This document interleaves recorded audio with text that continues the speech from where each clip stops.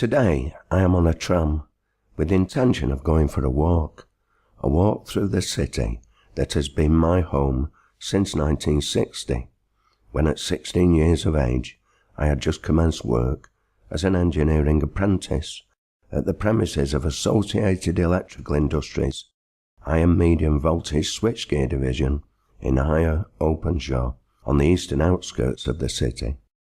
It will be a walk into both the present and the past. Today, in the year 2015, Manchester and its twin city of Salford is a dynamic economic and residential centre with a rich and continually developing culture of music, literature and science, second to no other city in Britain. It is rich both in terms of its heritage and the friendliness of its citizens. It is multicultural and ethnically diverse, and has been so throughout its history. It is not a city for Little Englanders or those with a UKIP mentality. It is a city of migrants, built and developed by migrants, some of whom moved on, but many of whom settled here and called it home. My own ancestors were migrants. They came to Manchester from Ireland, although they had not originated in Ireland, but from the Isle of Man. However, that was a long time ago. According to the 1841 census, my great-great-great-grandfather, a shoemaker named William Cowle, lived at Coronation Street, Salford. Evidently, he was born in 1781, although his birthplace is not given. But our story goes back much further. We have now arrived at Castlefield, so called because it was the site of a fort, a Roman fort, guarding the main road from Chester, which split in two here, one fort travelling northeast to the Roman city of York, whilst the other went northwest to the Roman town of Ribchester, and from there to Carlisle. The fort was built on a hill at the confluence of two rivers, namely the Medlock and the Irwell, and it was the Latinization of the Celtic name of that hill which gave the modern city its name. That name in Roman times was Mamuseum, and it literally meant breast-shaped hill. The garrison was founded around about 70 AD by the General Agricola, and was originally a simple earth and timber construction. The Roman Emperor Septimus Severus, a North African, visited in AD 200, and it is believed he ordered that it be rebuilt in the red sandstone of the area.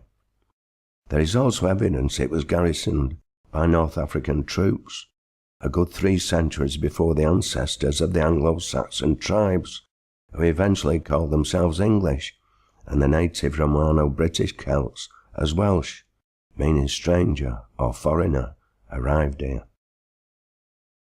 By the time of the Norman conquest, the village that would grow into the town of Manchester had moved from Castlefield to a hill slightly further north, overlooking the confluence of the River Irwell and the River Irk. Here the Norman lord of the manor built his residence, and the small village grew around its parish church, now Manchester Cathedral. Over the years, more migrants arrived, including in the 14th century a group of Flemish weavers. These were the people who would have such an important impact on the long-term future of their adopted home, a future which would transform a quiet agricultural village in the southeast of the Salford Hundred into the world's first industrial city. For it was they who established the village as a centre for the manufacture and distribution of cloth, weaving both wool and linen, and later cotton and silk. For some 4 centuries, the handloom weavers of Manchester, and Lancashire generally, prospered. It was a cottage industry in which all the family participated, the spinning usually undertaken by the women and girls, and the weaving by the men and boys. The merchants who bought their produce and marketed it also prospered, and it was one such merchant, Humphrey Chatham, a wealthy bachelor, who founded the school in Manchester for poor boys in 1653. He also endowed Chetham's Library on the same premises, which was the first free library open to the public in the English-speaking world. The college now houses the Chatham School of Music, and with 300 pupils, it is the largest music school in Great Britain. In 1764, a simple technological breakthrough was made by a hand-loom weaver from Oswaldtwistle that would eventually impoverish the majority of his fellows, although that was not his intention. James Hargreaves was working at his loom when one of his family knocked over their mother's spinning wheel. As James watched the wheel continue to spin on its side, he realized that with a fairly simple modification, it could be made to spin more than one bobbin of thread at a time. In fact, James's machine, which was still hand-operated and hand-powered, could produce 11 bobbins for every one hitherto produced. He named his machine the Spinning Jenny, some say after his daughter, Jennifer, whilst others claim that it was the name of his wife.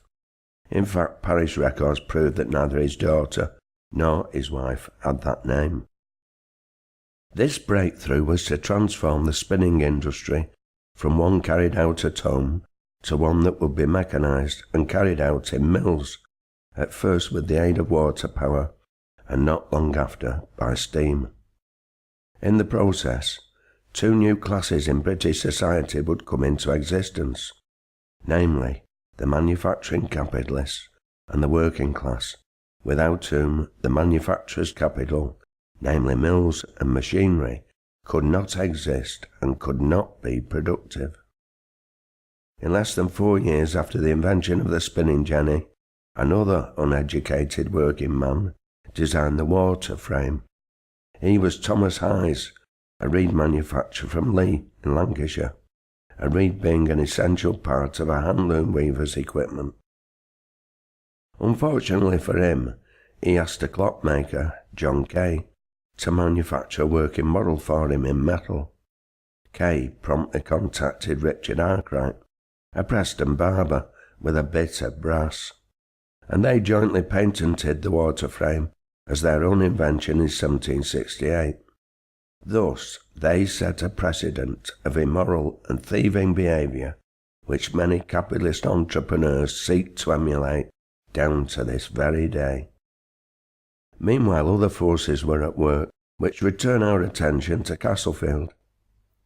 In 1761, the Duke of Bridgewater's engineer, James Brindley, completed the first section of the Duke's Canal, the Bridgewater, designed to transport coal from his Lancashire mines at Worsley to Salford and Manchester. By 1765, the canal had reached Manchester, and Castlefield Wharf was opened.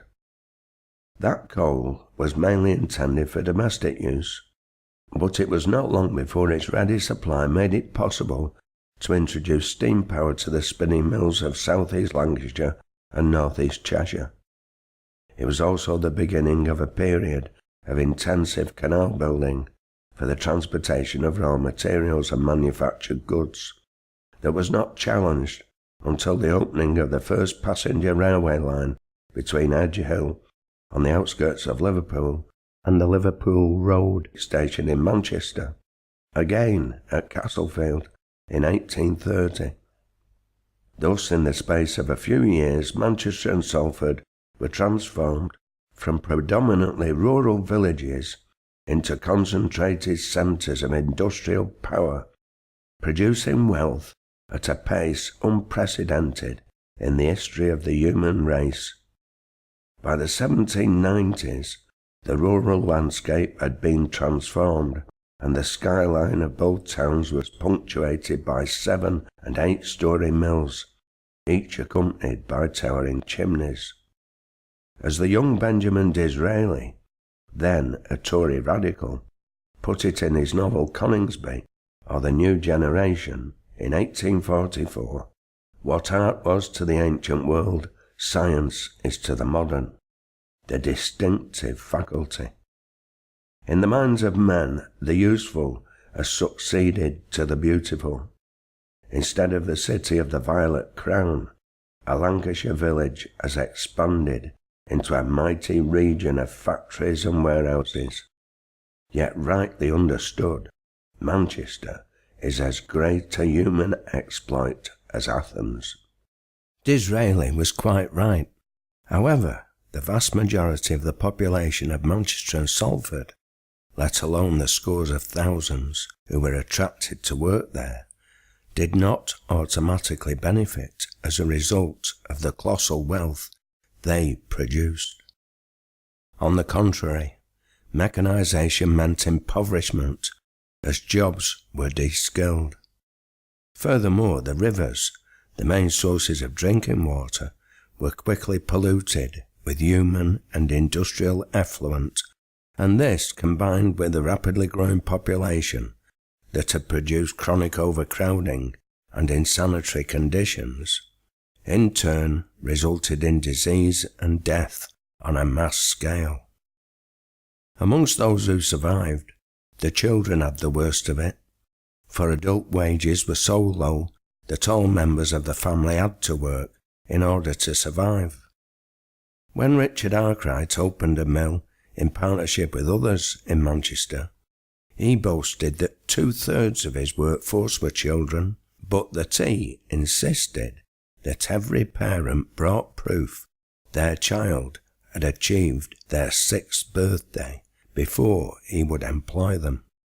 This pattern was repeated throughout the textile districts of South East Lancashire and North East Cheshire. However, those working people who had made Manchester and Salford their home were not minded to take things lying down, and they were soon actively campaigning for a better deal and a better life in a way which would have a profound effect on their country's future. Our video history continues in episode 2.